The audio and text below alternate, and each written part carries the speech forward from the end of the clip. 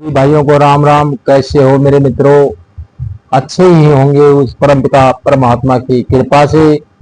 कबीर साहब द्वारा विभीषण तथा मंदोदरी को शरण में लेना, इस कथा को सुनने से पहले चैनल को सब्सक्राइब कर लें, लाइक करें ताकि आने वाला वीडियो नोटिफिकेशन भाइयों के पास तुरंत पहुंच जाए।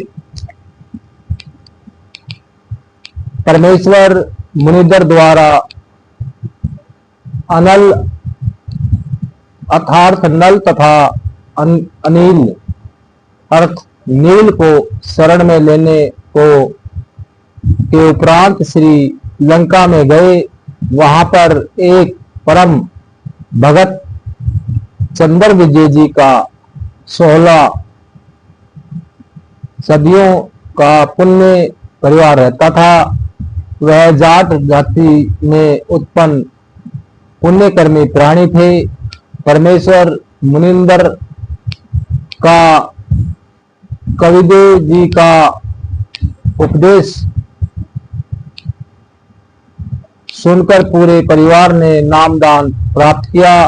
परम भगत चंद्र विजय जी की पत्नी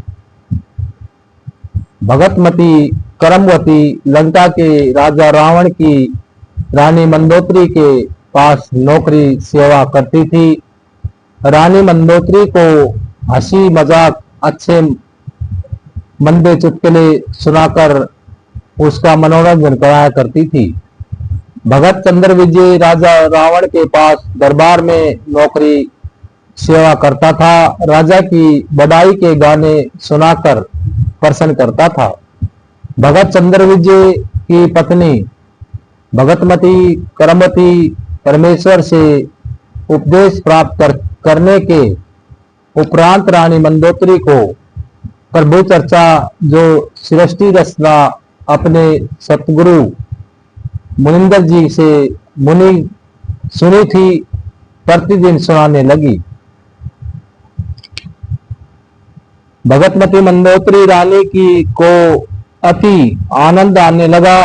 कई कई घंटों तक प्रभु की सतकथा को भगतमती करमवती सुनाती रहती थी तथा मंदोदरी की आंखों से आंसू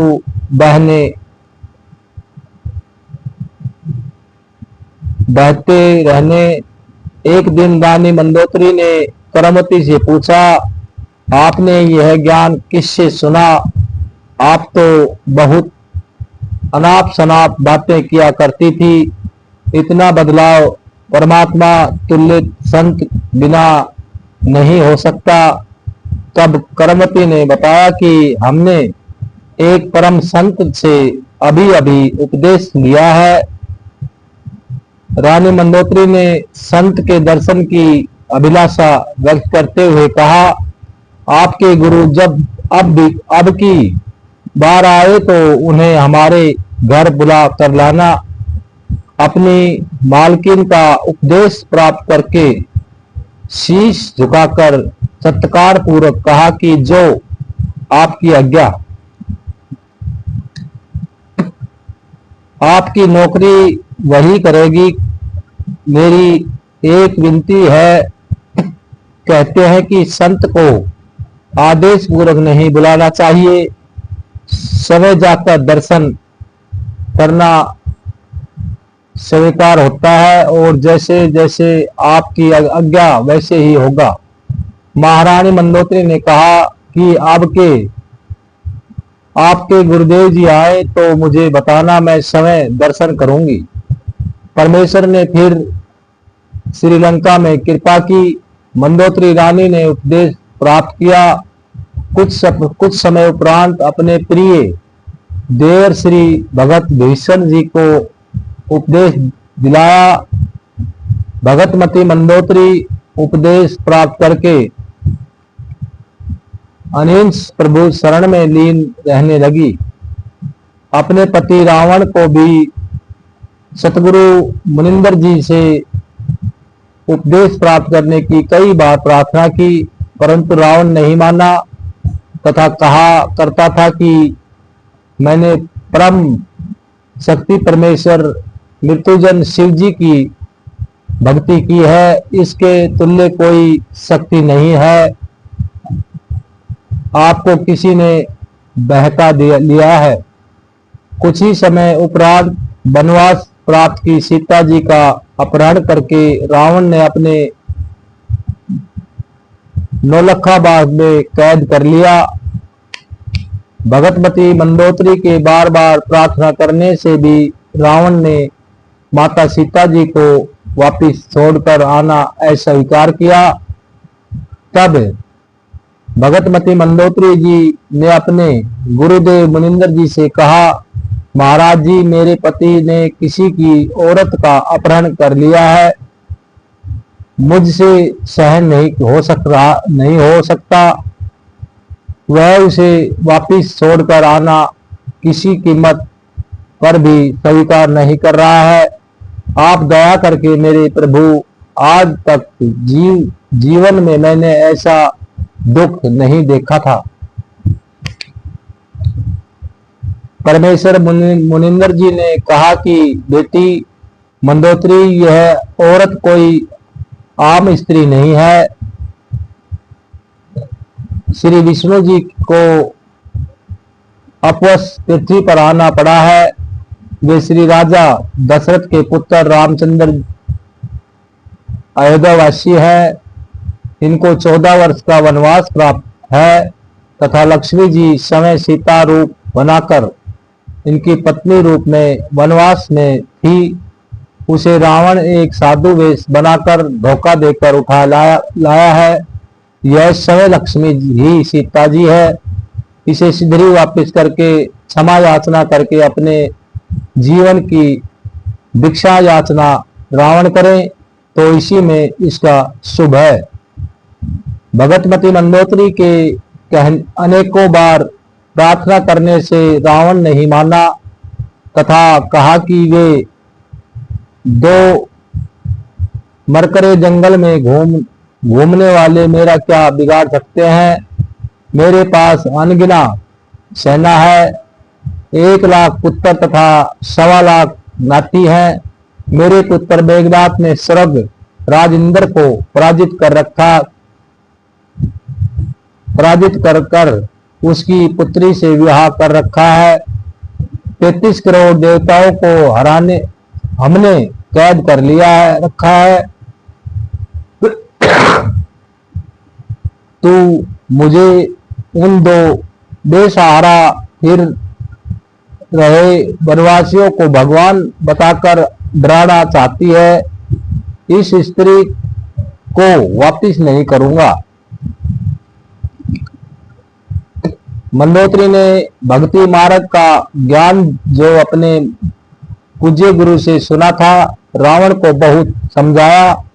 विभीषण ने भी अपने बड़े भाई को समझाया। रावण ने अपने भाई विभीषण को पीटा तथा कहा कि तू ज्यादा ही रामचंद्र का पक्षपात कर रहा है, उसी के पास चला जा। एक दिन भगतमती मंदोदरी ने अपने पूज्य गुरुदेव से प्रार्थना की कि हे गुरुदेव, मेरा सुहाग उजड़ रहा है। एक बार आप भी मेरे पति को समझा दो। यदि वह आपकी बात को नहीं मानेगा तो मुझे विधवा होने का दुख नहीं होगा। अपनी बेटी मंदोदरी की प्रार्थना स्वीकार करके राजा रावण के दरबार के समझ खड़े होकर द्वारपालों से राजा रावण से मिलने की प्रार्थना की। द्वारपालों ने कहा कि ऋषि जी, इस समय हमारे राजा जी अपना दरबार लगाए हुए हैं। इस समय अंदर का आदेश बाहर आ सकता है, बाहर का आदेश अंदर नहीं जा सकता। हम विवश हैं। तब पूर्ण प्रभु अंतर्ध्यान हुए तथा राजा रावण के दरबार में प्रकट हो गए। रावण की दृष्टि ऋषि पर गई तो गरज कर पूछा कि इस ऋषि को मेरी आज्ञा बिना किसने अंदर आने दिया। उसे लाकर मेरे सामने तत्काल कत्ल कर दो। तब परमेश्वर ने कहा कि राजन, आपके द्वारपालों ने स्पष्ट मना किया था। उन्हें पता नहीं कि मैं कैसे अंदर आ गया। रावण ने पूछा कि तू अंदर कैसे आया। तब पूर्ण प्रभु मुनिंदर वेश में दृश्य होकर पुनः प्रकट हो गए तथा कहा कि मैं ऐसे आ गया। रावण ने पूछा कि आने का कारण बताओ। तब प्रभु ने कहा कि आप योद्धा होकर एक अबला का अपहरण कर लाए हो।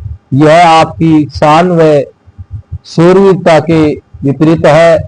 यह कोई आम औरत नहीं है, यह स्वयं लक्ष्मी जी अवतार है।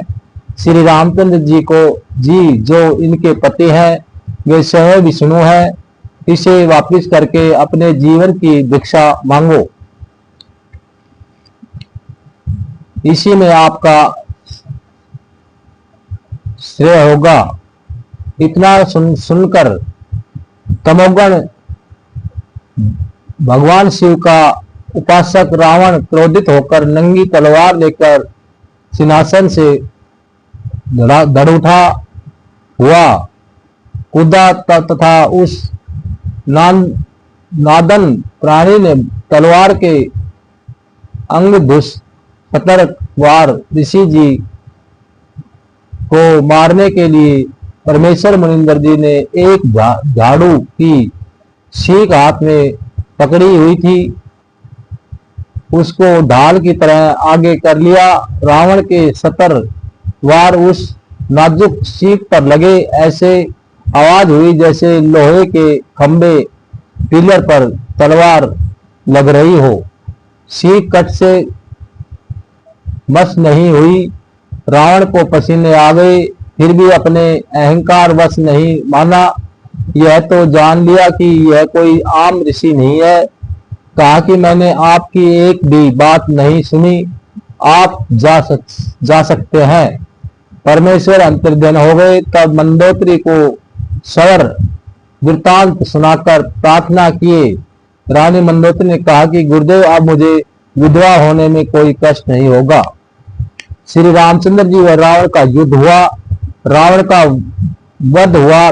जिस लंका के राज्य को रावण ने तमोगुण भगवान शिव की कठिन साधना करके 10 बार शीश नछावर करके प्राप्त किया था, वह क्षण सुख भी रावण का चला गया तथा नरक का भागी हुआ। इसके विपरीत पूर्ण परमात्मा ने सतनाम साधक विभीषण को बिना कठिन साधना किए हुए प्रभु की कृपा से लंका देश का राज्य भी प्राप्त हुआ। हजारों वर्ष तक विभीषण ने लंका का राज्य का सुख भोगा तथा प्रभु कृपा से राज्य में पूर्ण शांति रही।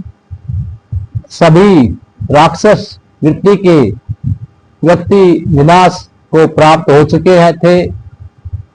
भगतमती मंदोदरी तथा भगत विष्णु तथा परम भगत चंद्र विजय जी के परिवार के पूरे 16 सदस्य तथा अन्य जिन्होंने पूर्ण परमेश्वर का उपदेश प्राप्त करके आजीवन मर्यादा सत भक्ति की वे सारे साधक यही पृथ्वी पर भी सुखी रहे तथा अंत समय में परमेश्वर विमान में बैठकर सतलोक सवासतम स्थानम में चले गए। इसलिए पवित्र गीता अध्याय 7 मंत्र 12 से 15 को कहा है कि तीनों गुणे रजगुण ब्रह्मा जी सतगुण, विष्णु जी तमोगुण, शिव जी की साधना से मिलने वाली क्षणिक सुविधाओं के द्वारा जिनका ज्ञान हरा जा चुका है, वे राक्षस स्वभाव वाले मनुष्य में नीच दुष्कर्म करने वाले मूर्ख मुझ